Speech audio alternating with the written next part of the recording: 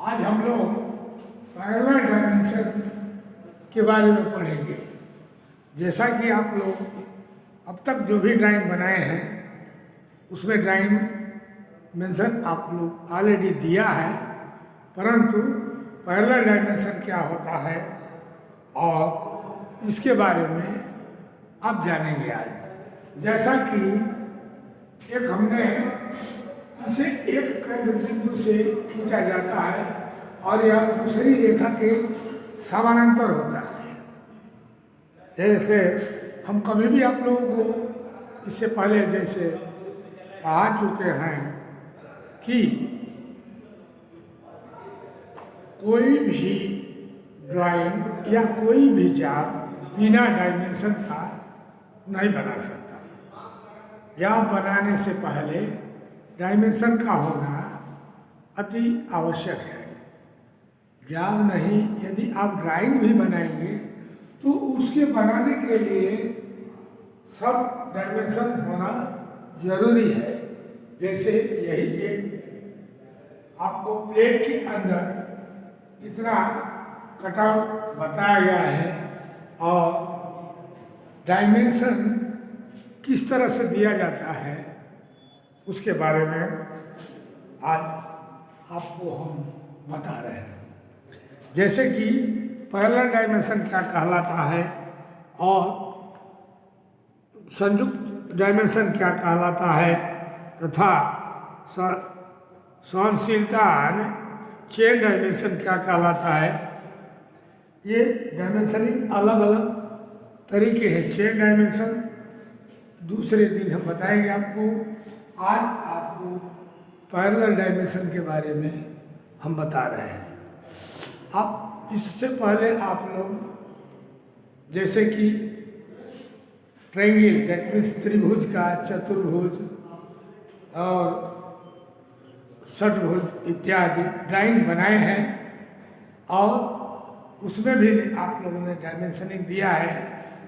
वहाँ पर मैं आप लोगों को बार बार यही बताता हूँ कि डाटम जिसको बोलते हैं, जैसा मार्किंग करने के लिए भी डाटम का होना जरूरी है, उसी तरह से पैरेलल डायमेंशन क्या ये विधि है। देखिए जी, अब यदि इस ड्राइंग को आप देखेंगे तो पूरा अब यहाँ पर डाटम जैसे कि आपको मैं बता रहा हूँ ए एंड बी, ये जो कि है एक ए है और दूसरा ये बी।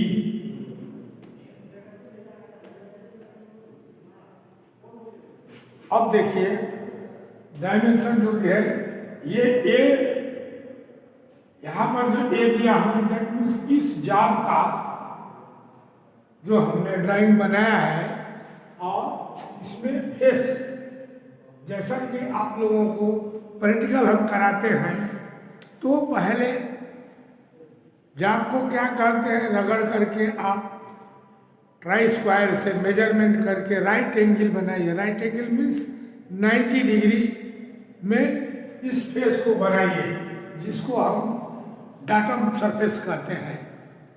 डाटम माने उसी पॉइंट से हम डायमेंशन सब डायमेंशन जाएगा। जैसे कि इसे पहले लिखा हो कि इसे एक केंद्र बिंदु से ही डायमेंशन को देते हैं। और यहाँ जैसे इसका डाटम ए है और डाटम बी है, डाटम ए है और डाटम बी है। यहाँ देखिए, अभी थोड़ा देर तक रख दीजिए उसको। अभी यहाँ पर इस पर ये देखिए हम इस फेस से, जैसे इस फेस को 90 डिग्री हम बना दिए हैं। ये हम आपको समझाने के लिए बोल रहे हैं, लेकिन आप ऐसा लिखें। ये देखिए, ये सरफेस जो है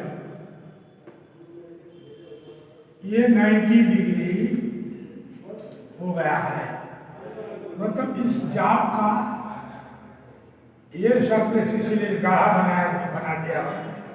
यह जाप का यह सरफेस 90 डिग्री हो गया है। जिस तरह से आप प्रैक्टिकल में 90 डिग्री बनाते हैं दोनों सरफेस को, सिमिलर यहाँ पर भी इसी को डाटा मान करके हर डायमेंशन इसी लाइन से दिया जा रहा है। इसको कहते हैं पैरेलल डायमेंशन। जैसा कि ऊपर हमने ये डायमेंशन दिया है और ये डाटम सरफेस बी, ये भी डाटम है, जो यहाँ से पूरे ये डायमेंशन देखिए एक दूसरे के पैरेलल जो डायमेंशन हम दे रहे हैं उसको पैरेलल डायमेंशन कहते हैं। साथ ही अब आप ये देखेंगे कि यहाँ पर ये गोल गोल दोनों जहाँ पर ज्वाइंट, ये लाइन और ये लाइन ज्वाइंट हो गई है, तो यहाँ पर एक राउंड जैसा बनाया गया है। ये क्या है, इसका डायमेंशन इसमें नहीं बताया गया है, लेकिन ये है इसलिए कि जब आप इसको ग्राइंड करेंगे तो कोई भी पीस यहाँ पर बैठाएंगे, जैसा कि हम आपको बता रहे हैं इसमें लेकर के, जैसा कि एक इसके ऊपर पीस बैठा रहे हैं जिसको अभी मैं हेचिंग करके बता रहा हूँ। ये देखिए ये पीस जाकर के यहाँ से बराबर इसमें 90 डिग्री बैठ जाएगा। तो ये जो राउंड आपको दिखाई दे रहा है इसको बोलते हैं रिलीफ पॉइंट या रिलीफ एंगल भी बोलते हैं। लेकिन आपका इसके अंदर जो भी जाप सेट करेंगे वो प्रॉपर यहाँ पर जाके बैठ जाएगा, उसकी कोई रिकॉर्ड नहीं हो सकती है। इसीलिए यहाँ पर ये रिलीफ एंगल दिया गया है। कृपया इस पॉइंट को आप समझें। और मोस्टली जब प्रैक्टिकल का कोई भी जाप आप बनाएंगे और उसके साथ दूसरा जाप को सेट करना है तो ये रिलीफ एंगल देना अति आवश्यक होता है, अन्यथा इसका मैचिंग पार्ट प्रॉपर नहीं बैठ सकेगा। इसलिए रिलीफ एंगल देना जरूरी है, जैसा कि हम शो किया है। दूसरी बात, आप लोग डायमेंशन जो देते हैं तो बिल्कुल जाम के नज़दीक से डायमेंशन लाइन खींच देते हैं, लेकिन हमने एक लाइन से, एक डायमेंशन लाइन से दूसरे डायमेंशन लाइन के बीच में यहाँ पर देखिए किस तरह से गैप बता रहा हूँ।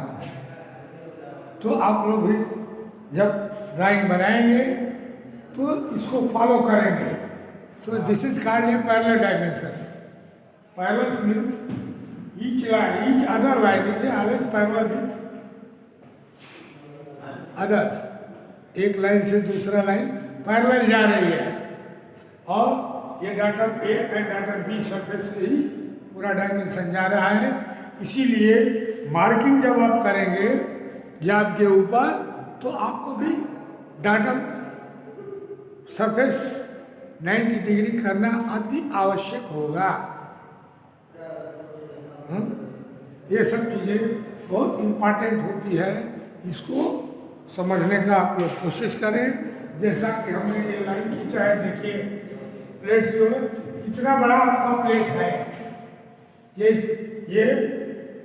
एक प्लेट है और इस प्लेट में हम यहाँ से 20 डायमेंशन लेने के बाद यहाँ से 20 डायमेंशन लिया और यहाँ से 70 लेकर के ये 90 to 70 टोटल प्लेट का साइज है। पहला स्टेप हमने 55 पर 70 minus 55 is equal to this dimension is 50 dimension. So this is one step and this one is a 40 and this also be 40. This is the next step and for this round one is a relief. This is called a relief. Second, so here is 25 and another 25 and another 40. So see what happening all my dimension is going from the B datum and A datum. So datum must be required for marking in the plate or dimensioning also. वैसे तो dimensioning other chain dimension भी होता है, parallel dimension होता है, कई type का है. सो एक एक आज आपको हम पैरेलल डायमेंशन के बारे में बताया. अब नेक्स्ट टाइम में आपको दूसरे टाइप कैसा डायमेंशन दे सकते हैं. Why because dimension chapter is going on first. तो everything I am giving, this drawing is showing only parallel dimension. How to give the parallel dimension. Okay, thank you very much.